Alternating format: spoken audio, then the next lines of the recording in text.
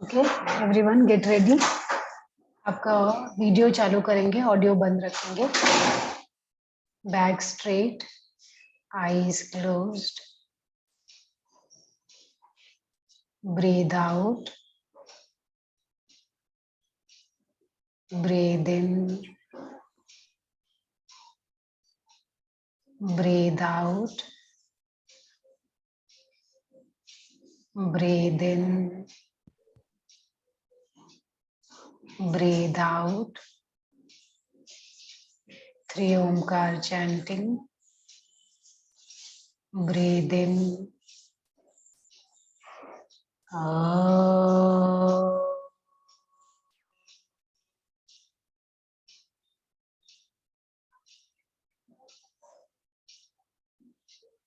breathe in,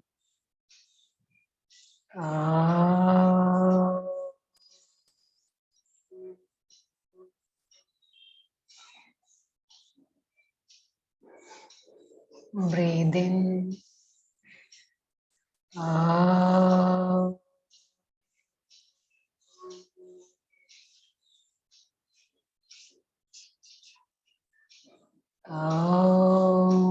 सहना भवतु सहनो भुनक्तु सह वीर्यं करवावहै तेजस्विनावधीतमस्तु मा विद्विषावहै। ओम शांति शांति शांति। हरि ओम। Rub your palms, cup your eyes, remove your hands and gently open your eyes. Okay, good evening everyone.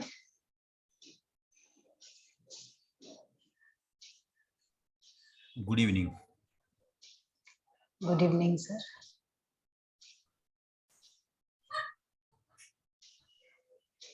तो आज करेंगे स्वामी सत्यानंद सरस्वती जी और जय कृष्णमूर्ति जी के बारे में।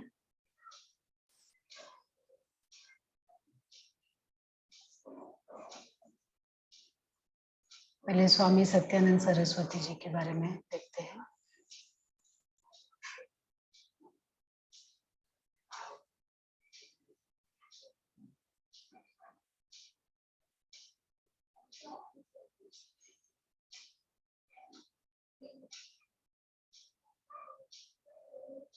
इनके लिए भी मैंने पीपीटी भी बनाई है और साथ में आपको उनको पढ़ने के लिए उनकी जीवनी के बारे में मेरे पास जो भी पॉइंट्स है वो मैंने बनाया है, तो आप वो पढ़ सकते हैं।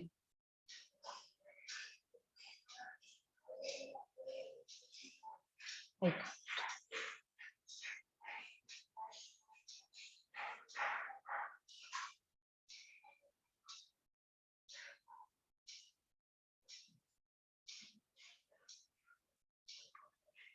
अभी स्वामी सत्यानंद सरस्वती जी के बारे में पहले तो मुझे ये बताइए कि आपको उनके बारे में क्या जानकारी है, आप क्या जानते हैं उनके बारे में? नाम सुना है क्या कभी आपने उनका? नहीं। अशोक सर कभी नहीं सुना आपने? नहीं। और किसी ने? तुलसी जी? सत्यार्थ प्रकाश उनका ग्रंथ है क्या? सत्यार्थ प्रकाश वो नहीं। अच्छा, वो अलग है क्या? हाँ। अच्छा, ओके, फिर नहीं मालूम। आपने ये आसन प्राणायाम मुद्रा बंध बुक का नाम सुना है क्या कभी? या मैं एक बुक दिखाती हूँ ऑनलाइन आपको, वो बुक के बारे में जानते हो क्या आप?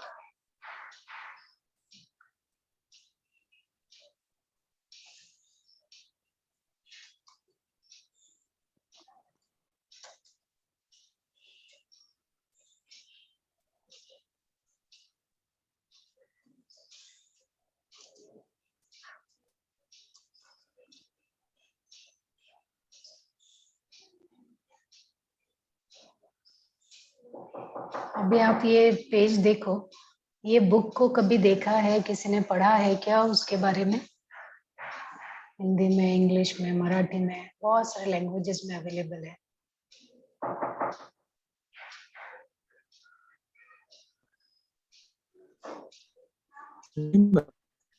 नहीं देखा, नहीं देखा। ठीक है, तो अगर आपको है ना, अगर आसन प्राणायाम के बारे में पूरी डिटेल में जानकारी चाहिए, या आपको ऐसा लगता है कि आप इसके बारे में एकदम कि कहाँ से शुरुआत करें आसन, या उसके एडवांस तक कैसे पहुंच सकते हैं, या आसन का सीक्वेंस कैसा होना चाहिए, या उसमें ब्रीदिंग कैसे करें, इनहेल कब करना है, एक्सेल कब करना है, उस आसन का नाम ये क्यों रखा है। तो ऐसे अगर किसी आसन के बारे में आपको पूरा एक जगह पे डिटेल इंफॉर्मेशन चाहिए, मान लीजिए वो द्विकोण आसन है या त्रिकोण आसन है, तो त्रिकोण आसन के 3 वेरिएशन अलग अलग कौन से हैं, है ना, और उसमें ब्रीदिंग सीक्वेंस क्या होना चाहिए, उसका काउंटर पोस्चर क्या है, कितनी बार उसको रिपीट करना चाहिए बिगिनर्स को, एडवांस को। अगर किसी एक जगह पे आपको वो सब जानकारी चाहिए, तो वो जानकारी आपको ये किताब में मिलेगी। एज ए योगा टीचर जो आसन प्राणायाम सिखाते हैं, उनके लिए ये बाइबल की तरह ये बुक आप समझ सकते हो। अगर आप आसन प्राणायाम का क्लास लेते हो, योगा सिखाते हो किसी को, फिलोसफी तो नहीं रहेगा इसमें ज्यादा, लेकिन जो प्रैक्टिकल पार्ट है, वो पूरा का पूरा प्रैक्टिकल पार्ट इसमें आपको बहुत ही डिटेल में दिया है। छोटी सी छोटी जानकारी भी आपको ये बुक में मिल जाएगी। और सबसे अच्छी बात ये है कि ये बुक आपको बहुत सारे लैंग्वेजेस में अवेलेबल है। ओके, इंडिया के ज्यादातर लैंग्वेजेस में ये बुक अवेलेबल है, और आप है ना इसको 200 से लेके 400 के बीच में आपको ये आपके लैंग्वेज में मिल जाएगी। अलग अलग साइट पे अलग अलग इसका रेट है, तो उससे मिल जाएगी। ये क्लियर है सबको? अब इस किताब के जो राइटर हैं उनके बारे में हम जानकारी प्राप्त करेंगे। इतनी अच्छी बुक, उन्होंने सिर्फ ये एक ही बुक नहीं लिखी, उन्होंने 80 से ज्यादा किताबें लिखी है, 80 से ज्यादा उन्होंने किताबें लिखी हैं। और वो सब किताबें जो हैं वो हमारे योगा जर्नी के लिए, जैसे हमें ऐसा लगता है ना कि योगा के लिए, कभी अभी आप मुझे पूछ रहे हो कि आप नोट्स मांगते हो कि मैडम इस चीज का भी नोट्स दे दो, उस चीज का भी नोट्स दे दो, लेकिन ये मैडम भी तो कहीं ना कहीं से रिफर करती होंगी ना किसी चीज का नोट्स बनाने के लिए। तो ज्यादातर जो टीचर है, वो जो बिहार स्कूल ऑफ योगा है, ये इन्हें एस्टेब्लिश किया था इन्होंने ही। और इन्होंने बुक किताबें जो लिखी है ना हर चीज की, वो बहुत डिटेल में लिखी है कि अगर आपको कोई चीज समझनी है तो उसके बारे में A to Z सब इंफॉर्मेशन आपको वो बुक में मिल जाएगी। तो उस बुक को पब्लिश करना, सब तक पहुंचाना, और बहुत इजी लैंग्वेज में पहुंचाना, है ना, ऐसे शख्सियत के बारे में आज हम देखेंगे।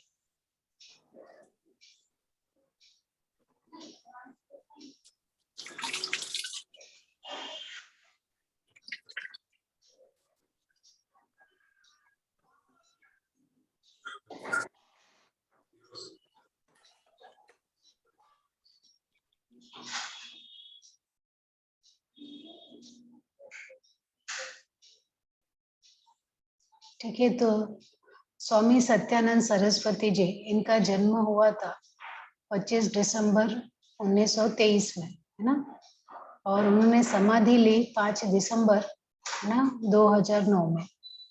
ठीक, तो उनका जो लाइफ स्पेन है वो ऑलमोस्ट है ना करीब 80 साल का रहा है। और पहले से जब ये पैदा हुए ना, तभी से ये कोई बहुत बड़े घर में पैदा नहीं हुए थे। ये बहुत ही एक साधारण किसान के घर में पैदा हुए थे, गरीब किसान के घर में। और ये हिमालय के नजदीक ही एक गांव है ना, अल्मोड़ा के नजदीक, और वहां पे ये उत्तराखंड में पैदा हुए थे स्वामी सत्यानंद जी। लेकिन बचपन से ही इनके अंदर बहुत ज्यादा ऐसी आध्यात्मिक क्वालिटीज बहुत थी। और भैरवी नाम के एक तांत्रिक थे जिनसे इन्होंने बहुत सारी आध्यात्म की शिक्षा ली, और जब प्राप्त हुई थी आध्यात्मिक अनुभूति, वो इनको सिर्फ 6 साल की उम्र में प्राप्त हुई थी। और जैसे जैसे इनकी उम्र बढ़ती गई वैसे वैसे जितने साधु महात्माओं से ये मिलते थे, उनका आशीर्वाद लेते थे, उनसे शिक्षा लेते थे, और इससे उनकी आध्यात्मिक अनुभूति की जो इच्छा है और बढ़ने लगी। और करीब 19 साल की आयु में इन्होंने अपना घर छोड़ दिया, और घर छोड़ के फिर आध्यात्म की खोज में वो भटकने लगे।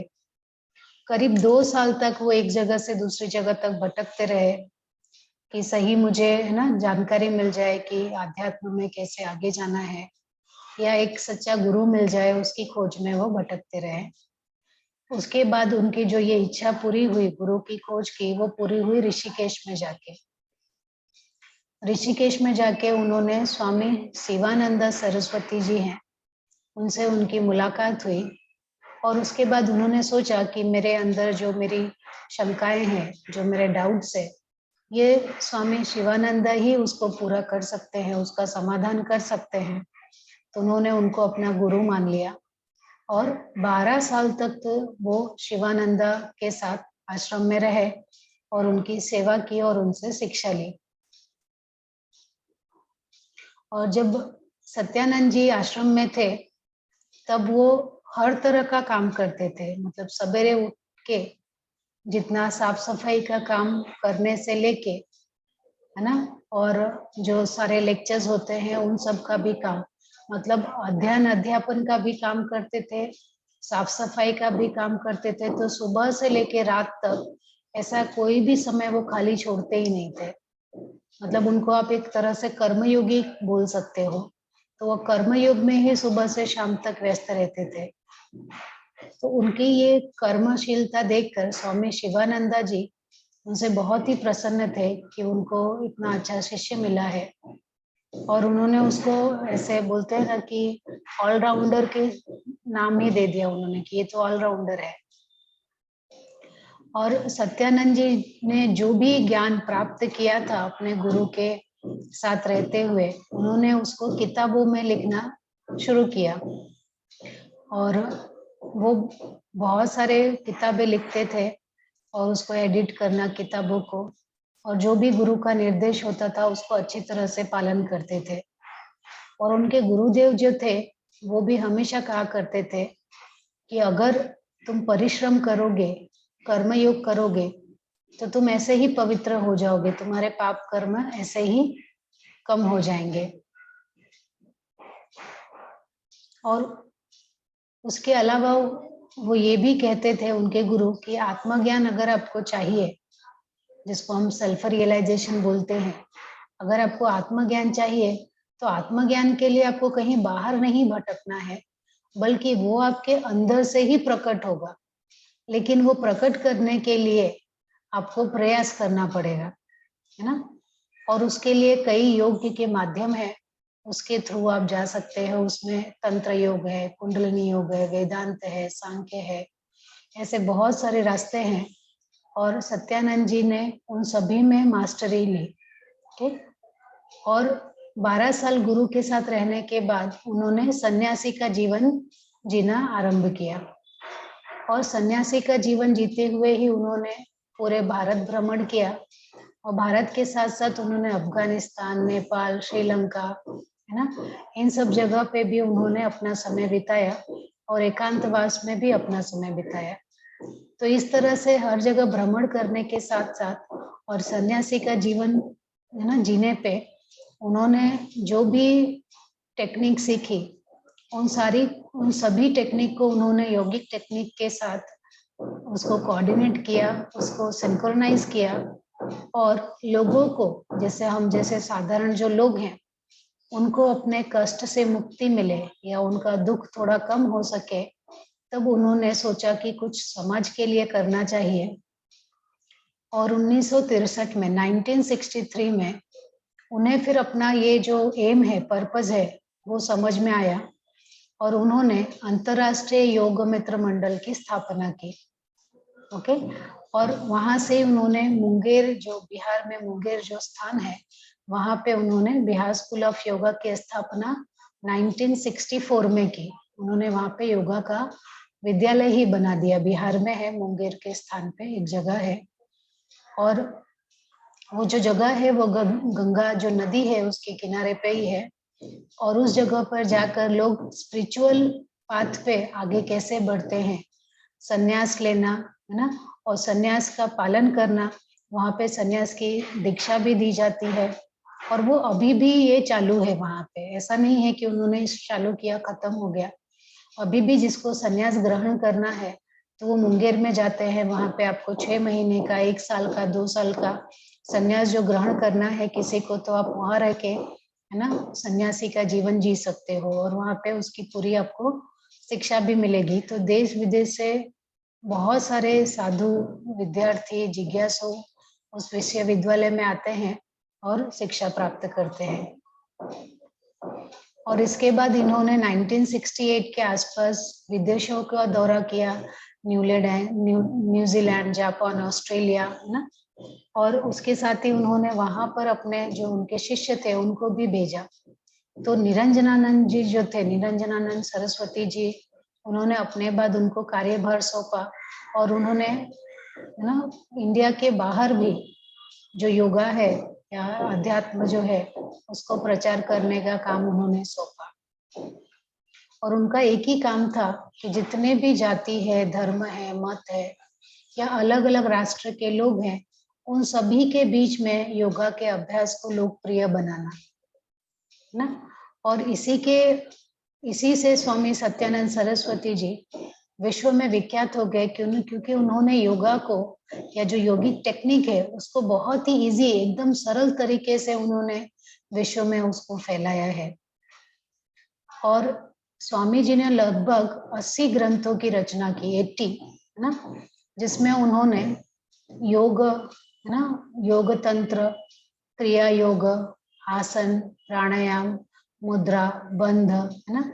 और ये जो किताब है आसन, प्राणायाम, मुद्रा, बंध, ये किताब इतनी ज्यादा फेमस है और इसकी इतनी ज्यादा प्रतियां बनी हैं और इतनी ज्यादा बिकी हैं कि मुझे लगता है कि योगा में ये सबसे ज्यादा बिकने वाली किताब में से एक है ये, है ना। पूरे वर्ल्ड में भी मुझे लगता है ऐसा हो सकता है, क्योंकि सिर्फ इस एक किताब से, इस एक किताब को बेचने से जो पैसा मिलता है उसी से ही पूरे आश्रम का कार्यभार चलता था, ऐसे मैंने एक जगह पढ़ा है उसके बारे में, कि सिर्फ एक किताब से ही उनके पूरे आश्रम का खर्चा चल जाता है। ये इतनी ज्यादा इम्पोर्टेंट या इतनी ज्यादा फेमस बुक है और लोग इतना ज्यादा इस बुक को खरीदते हैं। और उन्होंने 1984 में अपने गुरु के नाम पे शिवानंद मठ की स्थापना की, और वहां पर उन्होंने योगिक टेक्निक के ऊपर रिसर्च, शोध कार्य की स्थापना की, है ना। तो शिवानंदा मठ में शोध कार्य होता है और बिहार स्कूल ऑफ योगा में शिक्षा का कार्य होता है ना। दोनों भी स्टेब्लिश्ड है सत्यानंद जी से ही, लेकिन दोनों ही अपना अलग अलग काम करते हैं, दोनों संस्थाएं अलग अलग स्वतंत्र रूप से काम करती हैं। और करीब 1988 में स्वामी जी ने सोचा कि अब काम बहुत हो गया है, फिर से उन्होंने सोचा कि मैं एक सन्यासी का रूप ले लेता हूँ, और उन्होंने फिर से सन्यासी के रूप में पूरे भारत में तीर्थ यात्रा की, और तीर्थ यात्रा करके उन्होंने सोचा कि अब मेरा अंतिम समय आएगा, तो उन्होंने फिर अपनी सारी जो व्यवस्था थी, है ना, वो अपने शिष्यों को दे दी। और उसके बाद उन्होंने अपने जाके, है ना, सबको छोड़ छाड़ के वो एक जगह ऐसी एकांत में जाके रहने लगे। लेकिन वो एकांत में जहाँ पे रहने लगे ना, उनके शिष्य या उनके अनुयायी या उनके आसपास के जो लोग थे वो ऐसे ही फिर से वहां पे भी वो सब जमा होने लगे, वहां पर भी सब गुरु से मिलने के लिए आने लगे जो श्रद्धालु लोग थे। और वहां पर जहाँ पे गुरुदेव बैठते थे वहां की सारी जमीनें ही उनके शिष्य खरीद लेते थे और गुरुदेव को दान कर देते थे। लेकिन गुरुदेव भी ऐसे थे, सत्यानंद जी भी, कि उन जमीनों को वापस वो गरीब जो किसान रहते थे उनको दे देते थे। और इस सन्यास के दौरान ही उन्होंने पंच अग्नि जैसी कठोर साधना की, और बाद में उन्होंने, है ना, अश्वमेध जो ये यज्ञ है, सॉरी, यज्ञ की भी, है ना, वहाँ पे बहुत सारे 10 साल तक उन्होंने यज्ञ का भी यज्ञ भी करवाया अपने मुंगेर में।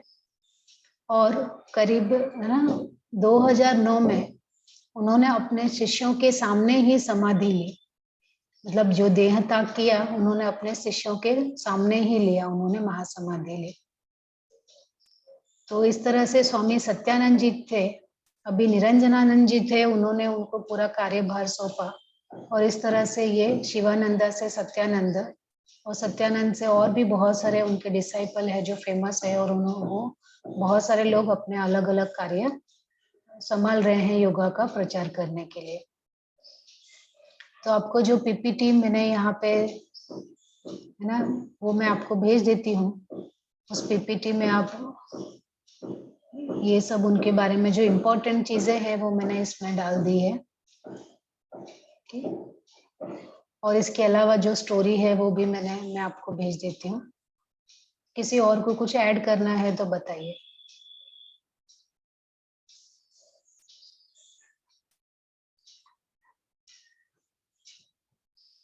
कुछ डाउट है क्या किसी को?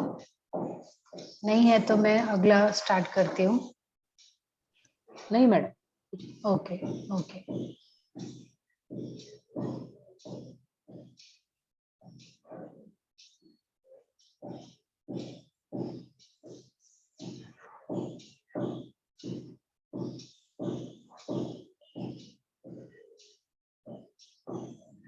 अभी जो नेक्स्ट है हमारे योगा मास्टर, वो है जय कृष्णमूर्ति जी।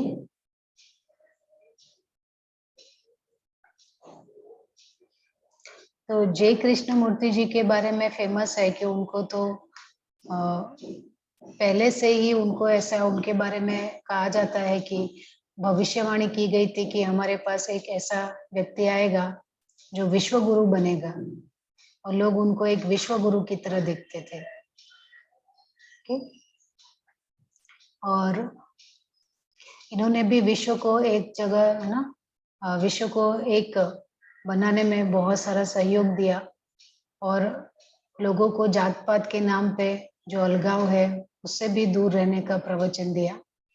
तो जो जय कृष्णमूर्ति जी हैं उनका पूरा नाम है जिद्द कृष्णमूर्ति, मतलब या इंग्लिश में जिद्दू कृष्णमूर्ति करके है। और उनका जन्म हुआ था 12 मई 1895, मतलब 12 मई 1895 को उनका जन्म हुआ, और करीब 17 फरवरी 1986 में उनको समाधि मिली।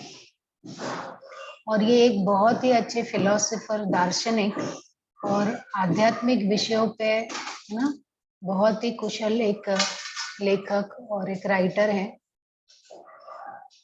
और इन्होंने सिर्फ फिलोसफी के ऊपर ही अपना मत नहीं दिया, फिलोसफी के अलावा प्रकृति जो हमारा नेचर है उसके ऊपर, और लोगों की मानसिक क्रांति के ऊपर, कि जो हमारा जो मेंटल है ना, मेंटल ब्लॉकेजेस है उनको हटा के, कि आपके अंदर खुद ही इतनी क्षमता है कि आपको किसी गुरु की जरूरत नहीं है, आप अपने आप से ही आप में सब कुछ है, और आप अपने आप से ही आपको क्रांति मिल सकती है, अध्यात्म में जा सकते हो, और खुद से ही आपको समाधि मिल सकती है, उसके लिए किसी गुरु की जरूरत नहीं है। ये इनका जो विचार था बाकी सभी लोगों से, जैसे हम जब जितने भी हम स्क्रिप्चर्स पढ़ते हैं, ग्रंथ पढ़ते हैं, सारे ग्रंथों में यही दिया है कि आपको आगे बढ़ना है तो आपको गुरु की जरूरत है, हर जगह हम यही पढ़ते हैं। लेकिन जय कृष्णमूर्ति जी ने उसी को एकदम डिनाई कर दिया है कि आपको किसी गुरु की जरूरत नहीं है, अपने आप में आप स्वयं गुरु हो। ठीक है। इन्होंने प्रकृति के ऊपर, ध्यान के ऊपर, और समाज में सकारात्मक परिवर्तन किस तरह से लाया जा सकता है, इन सभी विषयों में बहुत ही गहरे विशेषज्ञ थे, और इन्होंने उसके बारे में बातचीत की और लोगों को जागरूक किया। और उन्होंने ये भी बताया कि विश्व में ये जो इतने सारे धर्म हैं, इतने सारे दर्शन है, इतने सारे संप्रदाय हैं, है ना, उन सबको हटा के केवल एक ही होना चाहिए, मानवता का धर्म। और इनका जन्म जो है वो भी एक बहुत ही गरीब ब्राह्मण परिवार में हुआ था, तमिलनाडु में। और ये अपने माता पिता की 8वीं संतान थे, इसीलिए इनका नाम कृष्णमूर्ति रखा गया, क्योंकि जैसे वासुदेव थे ना, वो उनके 8वीं संतान थे कृष्ण वासुदेव के, वैसे ही इनके पिताजी ने भी, क्योंकि 8वीं संतान थे, इसलिए इनका नाम कृष्णमूर्ति रखा। और इनके जो पिताजी थे जिद्दो नारायणन, वो ब्रिटिश शासन काल में सरकारी कर्मचारी थे। और जब ये कृष्णमूर्ति केवल 10 साल के थे तब इनकी माता का नाम जो संजीवामा था, उनका निधन हो गया था। ओके। और लेकिन बचपन से ही इनके अंदर बहुत ही असाधारण प्रतिभा थी, है ना, उसकी वजह से। और उस समय थियोसॉफिकल एक सोसाइटी थी, मतलब जो ब्रह्म विद्या कहते हैं ना जिसको, वैसी एक सोसाइटी बनी थी 18-19 सेंचुरी में। और उस सेंचुरी में ही भविष्यवाणी, वहां के जो सदस्य थे उन्होंने भविष्यवाणी की थी कि विश्व गुरु आने वाला है, विश्व गुरु का आगमन हो चुका है। और वहां की जो मेन कार्यकर्ता थी श्रीमती एनी बेसेंट, है ना, थियोसॉफिकल सोसाइटी की प्रमुख थी। उन्होंने कृष्णमूर्ति की जो विलक्षण प्रतिभा है या असाधारण जो प्रतिभा थी, उन्होंने देखा और उन्होंने यही घोषित किया कि हमारे जो विश्व गुरु की भविष्यवाणी हुई थी वो ये जय कृष्णमूर्ति ही है। और उन्होंने ही, एनी बेसन ने ही उनको गोद ले लिया और वहां से उनकी शिक्षा और परवरिश स्टार्ट हुई। और बाद में उनको पढ़ाई के लिए इंग्लैंड भी भेजा गया, है ना। तो 1912 से लेके 1921 तक, करीब 7-8 साल तक उन्होंने इंग्लैंड में जाके पढ़ाई की। और पढ़ाई करने के बाद वहां से ही उन्होंने थियोसॉफिकल जो सोसाइटी है ना, उसकी तरफ से भाषण देना चालू किया। और हमेशा वो इस बात पर जोर देते थे कि मानसिक क्रांति बहुत ही आवश्यक है। और ये मानसिक क्रांति कहीं बाहर से नहीं हो पाएगी, कोई धर्म या कोई राजनीति या कोई समाज उसको नहीं कर पाएगा। ये जो मानसिक क्रांति है वो सेल्फ ही करनी पड़ेगी, है ना, वो आपके अंदर से ही आएगी, कहीं बाहर से नहीं आएगी। और कृष्णमूर्ति जी के जो विचार होते थे ना, वो समाज के जो रेगुलर विचार होते हैं उससे एकदम उलट हो जाते थे, लेकिन वो इतने प्रभावकारी होते थे ना, जैसे एटम बम होता है ना, किस तरह से कि अचानक से उसका आविष्कार हुआ और उसका इफेक्ट कितना ज्यादा माना जाता है, वैसे ही कृष्णमूर्ति के विचारों को एटम बम की तरह माना जाता था कि वो बहुत तेजी से प्रभावी होता था। और उनको बहुत ही ज्यादा बुद्धिमान या बुद्धिजीवी के साथ साथ लोग उनको रहस्यमय व्यक्ति भी बोलते थे, क्योंकि उनके बारे में, उनकी जो पर्सनल लाइफ है उसके बारे में ज्यादा लोगों को पता नहीं रहता था कि वो, है ना, या अध्यात्म में कितने लेवल तक पहुंचे हुए हैं, है ना, इसलिए उनको भी रहस्यमय ही माना जाता था। लेकिन उन्होंने अपने विचारों से ऐसा विस्फोट किया कि उसमें उस समय के जो विचारक थे, साहित्यकार थे, राजनीतिज्ञ थे, उन्होंने उन सभी पे अपनी बहुत बड़ी छाप छोड़ी। और ऐसा लगता था कि विचारों का उनके अंत ही नहीं है, मतलब विचार जो है ना, इनके जो विचार है वहां पे विचारों का अंत होता है, ऐसा लोग मानने लगे कि अब इसके आगे इन्होंने जो बताया उस स्टेटमेंट के बाद तो कुछ हो ही नहीं सकता। और करीब 1927 में एनी बेसेंट ने उनको विश्व गुरु घोषित ही कर दिया। लेकिन वो विश्व गुरु बनने के बाद 2 साल के बाद ही कृष्णमूर्ति ने, है ना, कृष्णमूर्ति जी ने थियोसॉफिकल जो सोसाइटी थी उन्होंने उससे अपना नाता तोड़ लिया और अलग से ही उन्होंने स्वतंत्र रूप से भाषण देना चालू किया। ये लोगों को जागरूक करना या अपने विचार देना शुरू किया उन्होंने। और वो चाहते थे कि जो पूरे विश्व में जो पीड़ा है उसको हटाया जाए या उसको कम किया जाए। इसके लिए उन्होंने लोगों को जागरूक करना चालू किया और बताया कि अगर आपको अपने दुख से छुटकारा पाना है, मुक्ति पाना है, तो जो अतीत के जो भी बोझ है, आपके जो स्मृति में जो भी है, उसकी वजह से हम आगे बढ़ नहीं पाते। और जो भविष्य में होने वाला है उसका जो भय है, उससे भी हमें बंधन होता है। तो अपने आप को अतीत और भविष्य को बंधन से हटा दो, मुक्त कर दो, तो अपने आप आपका जो मस्तिष्क है वो मुक्त हो जाएगा। और उन्होंने ऑर्डर ऑफ द स्टार, ये जो स्टेटमेंट है इसमें, है ना, उसके उलट उन्होंने बताया कि अब से याद रखो कि मेरा कोई शिष्य नहीं है, मैं किसी का गुरु नहीं हूँ, मेरा कोई शिष्य नहीं है, क्योंकि गुरु जो है वो सच को दबाता है, जबकि सच तो तुम्हारे भीतर ही है। सच को ढूंढने के लिए, जो ट्रुथ है, ब्रह्म है, उसको ढूंढने के लिए आपको किसी गुरु की जरूरत नहीं है और कहीं बाहर ढूंढने की जरूरत नहीं है। वो सच आपके अंदर है और आप ही को उसे ढूंढना है। लेकिन वो ढूंढने के लिए आप क्या जरूरत है कि आपके जो बंधन है उन बंधनों से मुक्त हो जाओ। तो ऐसा कौन सा बंधन है? एक पास्ट का, एक फ्यूचर का। हमारी जो सोच है ना, या तो पास्ट में होती है फ्यूचर में, उसके बंधन से मुक्त हो जाओ। इस समय जो चल रहा है सिर्फ उसके बारे में सोचो।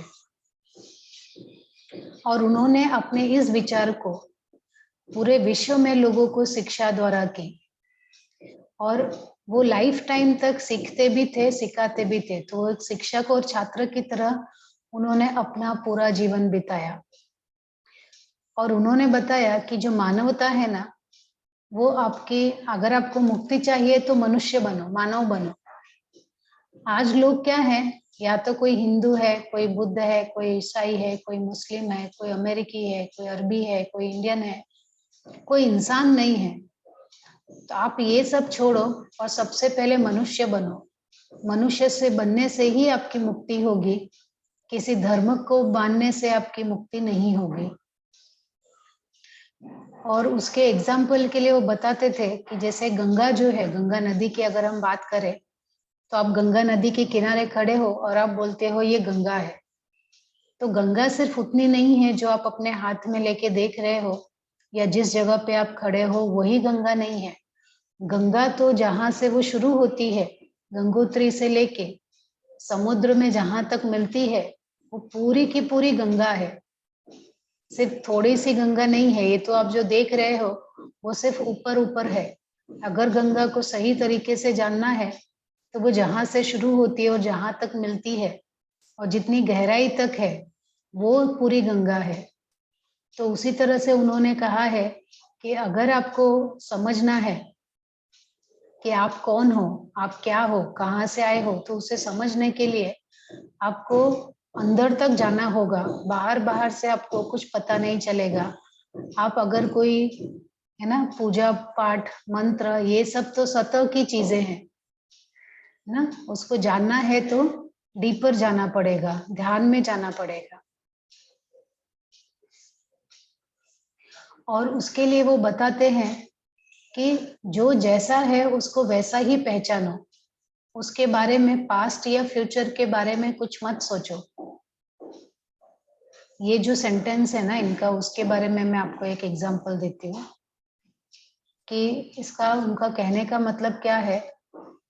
जैसे कि अगर आप किसी चीज के बारे में, आपके मन में पूर्व धारणा बन जाती है, जैसे अगर किसी ने कहा कि ये योगा टीचर है, तो आपके मन में पूर्व धारणा बन जाती है कि ये योगा टीचर है तो इसकी ये क्वालिटीज होगी ना। जैसे हम पढ़ते ना, योगा टीचर की ये क्वालिटी है, वो क्वालिटी होगी। ऐसे हमारे मन में पूर्व धारणा बन जाती है। और जब हम उस इंसान से मिलते हैं, उसको देखते हैं, तो हाँ, अगर हमारी जो पूर्व धारणा है उससे वो मैच हो रहा है तो हमें लगता है कि हाँ ये योगा टीचर है। लेकिन अगर मैच नहीं होता है तो हमें लगता है अरे ये कैसी योगा टीचर है, हम उसको जज करने लगते हैं। एक दूसरा एग्जाम्पल भी मैं देती हूँ। जैसे आपकी क्लास में मैं आती हूँ और इस क्लास में कोई तो एक है स्टूडेंट जो रोज मुझे एक सवाल पूछता है। मैं सिर्फ ये एग्जाम्पल दे रही हूँ, ठीक है, मैं किसी के बारे में कुछ पॉइंट आउट नहीं कर रही हूँ। इस क्लास में मैं रोज आती हूँ और एक स्टूडेंट है जो मुझसे रोज एक सवाल पूछता है। लेकिन जो सवाल है ना, वो हमारे ये कंटेंट से रिलेट नहीं होता, वो कुछ अलग ही सवाल पूछता है। मतलब अब कंटेंट से बिना इसके, जिसका कुछ मतलब ही नहीं है। तो मुझे ऐसा लगता है, पहले दिन तो मुझे लगा अच्छा ठीक है, इसने हाथ ऊपर किया, सवाल पूछा, कंटेंट से रिलेटेड नहीं था, और मैंने फिर भी उसका कैसे भी आंसर दिया और हम आगे बढ़े। फिर दूसरा दिन हुआ, फिर से उसने हाथ ऊपर किया और फिर से उसका कंटेंट जो था वो रिलेटेड नहीं था, हो गया। ऐसे करके चौथे दिन भी ऐसे हुआ, पांचवें दिन। अब छठे दिन भी अगर उसने हाथ ऊपर उठाया तो मेरे मन में क्या धारणा बन जाती है कि जरूर इसका तो जो कंटेंट, इसका जो क्वेश्चन रहेगा ना, वो रिलेटेड ही नहीं रहेगा, आई एम श्योर। और इसलिए मैं क्या करूंगी, उसको मौका ही नहीं दूंगी प्रश्न पूछने का, क्योंकि मुझे, मेरे पास टाइम कम है आज, तो मैं उसको मौका ही नहीं दूंगी। तो ये क्या हो गया, मैंने उसके बारे में पहले से ही धारणा बना ली। मैं फ्यूचर में चली गई, उसके बारे में सब जान लिया, या पास्ट में गई कि ऐसे ऐसे लोग ऐसे ही होते हैं, ये धारणा बना ली। तो मैंने उस चीज को वैसे नहीं देखा जैसी वो है, बल्कि मैंने अपने जो पास्ट एक्सपीरियंस था उससे और अपने फ्यूचर के अजम्पशन से मान लिया कि जरूर इसका जो क्वेश्चन है ना 100% टॉपिक से रिलेटेड नहीं होगा। जबकि ऐसा हो सकता है अगर, लेकिन मैंने ये अपने मन में नहीं लाया कि उसने जो पास्ट में किया है ना, उसको हटा दिया, और फिर से मैंने उसको प्रेजेंट में रहते हुए, इस क्षण में रहते हुए ही उसको मौका दिया कि ठीक है क्वेश्चन पूछ लो। तो शायद वो वैसे ही पुराने अनुभव की तरह कंटेंट से बाहर का क्वेश्चन पूछ सकता है, और शायद ऐसा भी हो सकता है कि इस बार वो कंटेंट से रिलेटेड क्वेश्चन पूछे, ऐसा हो सकता है। लेकिन मैंने, क्योंकि मेरे पास वो सिर्फ एनालाइज करने की क्षमता है पर एक्यूरेट भविष्य जानने की क्षमता नहीं है, इसलिए हम क्या करते हैं, अपने बुद्धि के लेवल पे हर चीज को एनालाइज करते हैं और पास्ट में या फ्यूचर में जीते रहते हैं।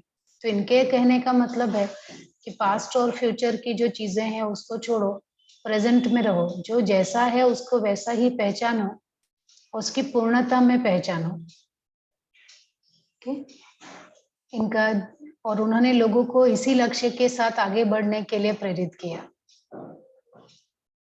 उन्होंने प्रकृति से भी उनको बहुत प्रेम था, और उन्होंने कहा कि जब एक पौधा मरता है ना, एक मनुष्य मरता है और एक पौधा मरता है, तो दोनों में बहुत अंतर है। मनुष्य के मरने से किसी को फायदा नहीं मिलता, लेकिन जब एक पेड़ मरता है ना, एक पेड़ की मौत जो होती है वो बहुत खूबसूरत होती है। उसके पत्तियों से लेके, उसकी टहनियों से लेके सभी कुछ है ना कुछ बनाने के काम आता है। और वो जो पेड़ है वो सैकड़ों साल तक कभी फर्नीचर के रूप में, कभी बगीचे में, कभी मिट्टी में चला गया तो खाद बन गया, इस तरह से कई बरसों तक वो हमारे काम आता है। और मनुष्य मरता है तो वो मतलब मनुष्य प्रकृति के लिए कुछ नहीं करता, जबकि प्रकृति उसके लिए कितना कुछ करती है। और उन्होंने कहा कि आजकल जो मनुष्य है वो सारे पेड़ों को काट कर हर जगह बस्तियां बनाने पे लगा हुआ है, तो उसकी वजह से जो जानवर है ना, जो भालू, चीते, हिरन पहले दिखा करते थे, अब काफी कम हो गए हैं। सोचो ये 100 साल पहले की बात कर रहे हो, तभी भी वो कितने जागरूक थे उस समय भी कि प्रदूषण बढ़ते जा रहा है, जो हमारी धरती है उसकी सुंदरता कम होती जा रही है, ऊंची ऊंची इमारतें बनती जा रही हैं, लोगों को प्रकृति से प्रेम खत्म हो, प्रकृति चाहिए, पेड़ चाहिए, लेकिन उससे की तरफ कोई ध्यान नहीं दे रहा है। तो उन्होंने उस पर ध्यान देने की तरफ लोगों से बात की। और धर्म और दर्शन के लिए भी उन्होंने कहा कि मेरा ना तो कोई शिष्य है, ना ही मैं किसी का गुरु हूँ, क्योंकि गुरु तो सच को दबाते हैं, सच तो तुम्हारे भीतर ही है। और सच को जानने के लिए सभी मनुष्य को पहले बंधन से मुक्त होना पड़ेगा, और बंधन से मुक्त होने के लिए आपको पास्ट और फ्यूचर, ऐसे जो तो कर्म है या उसके ऊपर हमारे जो विचार हैं, उनको आपको हटाना होगा। और इन्होंने इसीलिए शिक्षा के लिए इन्होंने चुना कि ये सब जो आध्यात्म है या जो शिक्षा है, या अगर किसी मौलिक विचार को किसी के अंदर डालना है तो उसका सबसे सही समय है बचपन का समय। कि जो स्टूडेंट होता है या जो विद्यार्थी होता है, उस समय जब बच्चा छोटा होता है, उसी समय अगर उसकी लाइफ में अध्यात्म या इस तरह की चीजें डाली जाए तो वो अच्छी तरह से कल्टीवेट होती हैं। इसीलिए उन्होंने स्कूली शिक्षा पे ज्यादा जोर दिया कि उनको ये सब चीजें सिखाई जाए। और इसके ऊपर उन्होंने बहुत सारी किताबें लिखी, जैसे प्रथम और अंतिम मुक्ति, आजादी की खोज, ईश्वर क्या है, जीवन और मृत्यु, ध्यान, शिक्षा क्या है, इन सभी के ऊपर उन्होंने किताबें लिखी जो बच्चों तक पहुंचे। और उन्होंने जाना कि बच्चों के अंदर अगर हम ये गुण डालते हैं तो धीरे धीरे वो अनुशासन के साथ आगे बढ़ेंगे और इसी से अच्छे समाज का विकास हो सकता है। और इस तरह से उन्होंने 75 से अधिक किताबें लिखी, 700 से अधिक उन्होंने ऑडियो बनाए और 1200 से अधिक उन्होंने ऑडियो कैसेट वगैरह बनाए और उनको किया।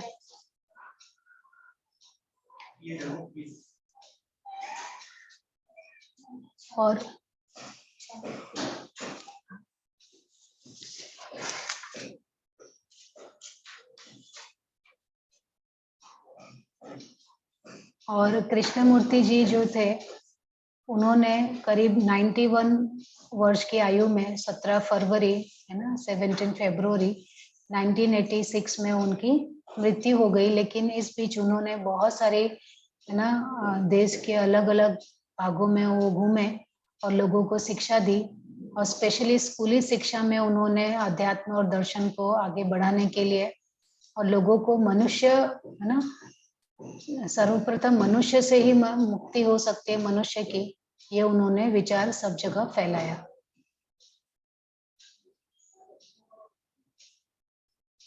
और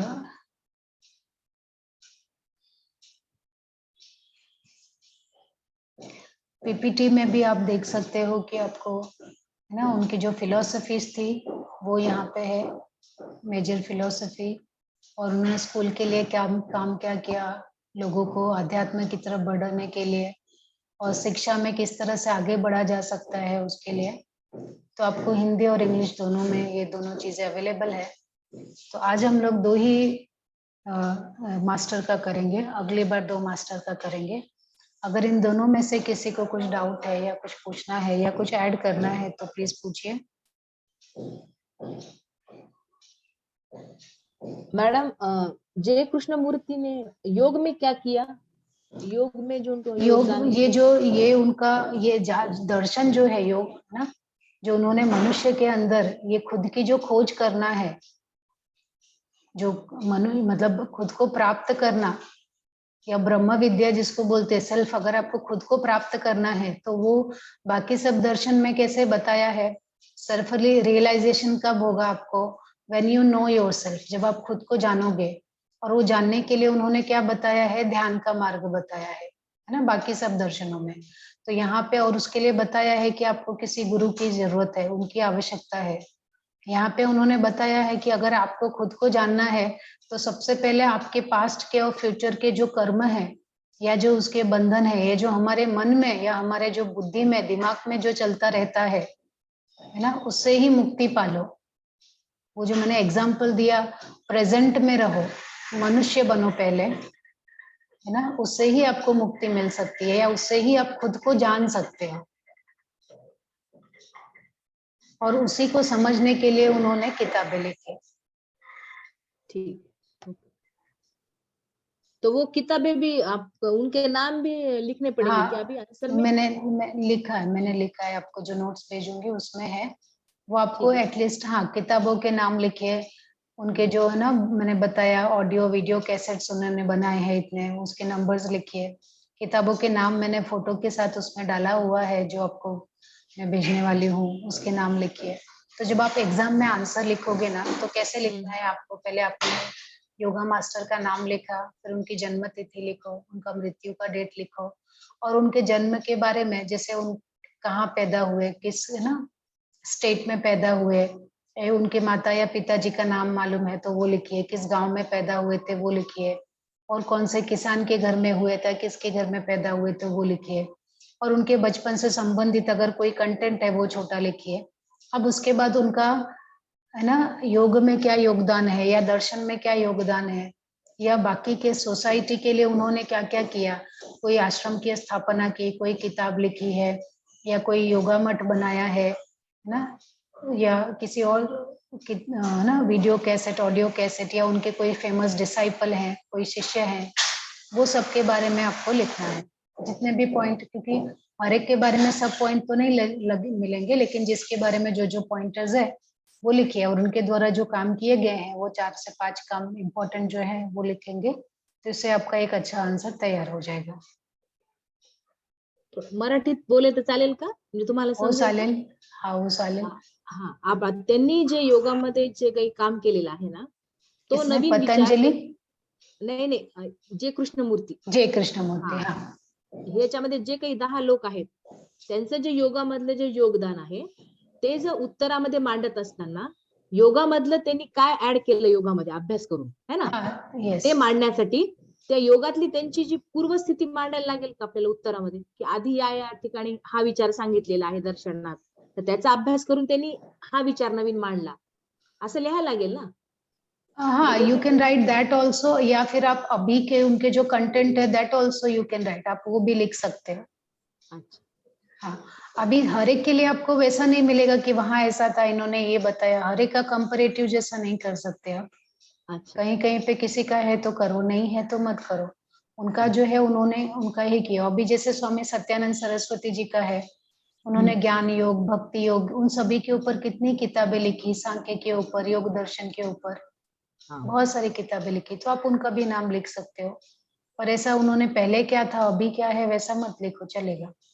और हर एक के अपने अलग अलग शिष्य हैं, वो उनके काफी शिष्य भी काफी फेमस होते हैं, उनके बारे में भी थोड़ा लिख दो चाहिए तो वो भी अच्छा. ठीक है. Okay ma'am, thank you. हाँ.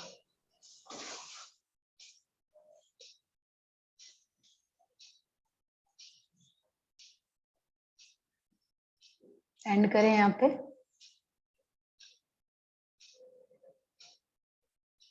सब इतने साइलेंट होके क्यों बैठते हैं यहाँ पे? सब अपने अपने कामों में बिजी रहते लगता है, या कोई लिख रहे हैं, नोट्स बना रहे हैं.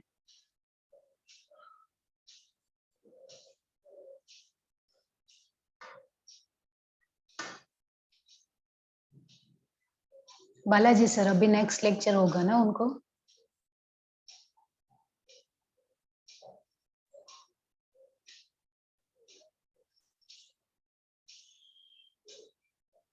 कोई बात नहीं, चलो यहाँ पे एंड करते हैं. Everybody back straight, eyes closed. Inhale.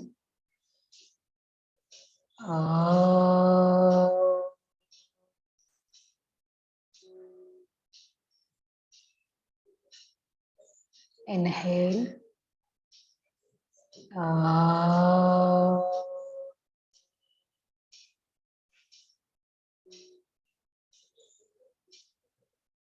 Inhale.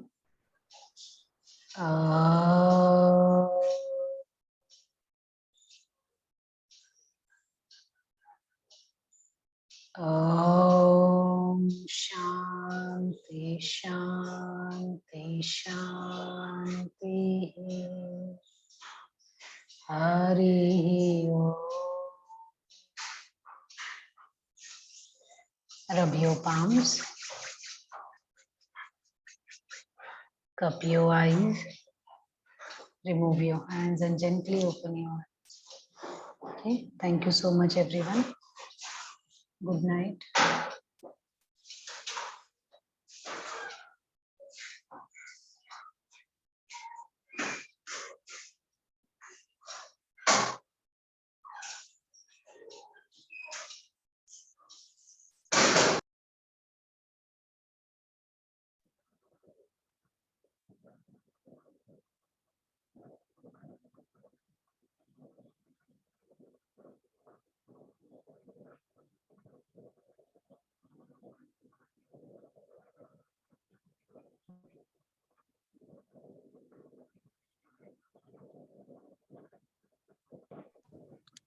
Class झाला का मॅडम?